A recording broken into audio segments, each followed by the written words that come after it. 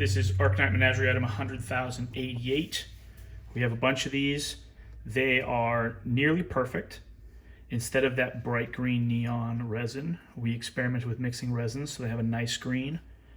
The problem is that we tested a bunch of different wash settings, and while most of them worked fine, there were a number that came out of a wash setting that just wasn't quite good enough. And so while the dragon is virtually perfect, he might have some stuff like this where the resin is just slightly, I don't know, not washed all the way. And so it kind of gives it that glossy look, like someone took some Vaseline and rubbed it on him. I've seen a lot of advice from people online that talk like this was just the way resin printing was for a long time. So compared to other resin prints, this might still be far superior, but compared to the rest of them that came out perfectly, we're calling it a flaw. If you're going to paint these, I don't think you'd ever notice. I think ultimately these are absolutely perfect if they're going to be painted.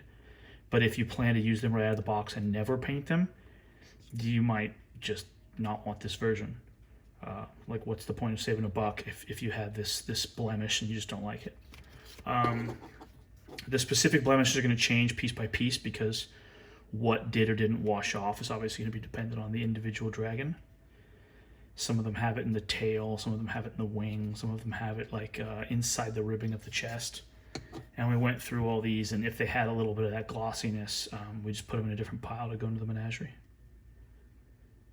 Let me look at this one. This one's got a bit of it like up on top of his head, but otherwise, some of them have a little more, some of them have a little less. Yeah, he's got some like inside the back of his wing.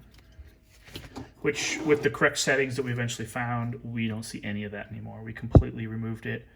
It's just that, you know, that experimentation, when you go a little light or a little hard, you know, some of your tests are obviously going to be on one end of the spectrum, and you're going to see a little bit of stuff that's not quite perfect.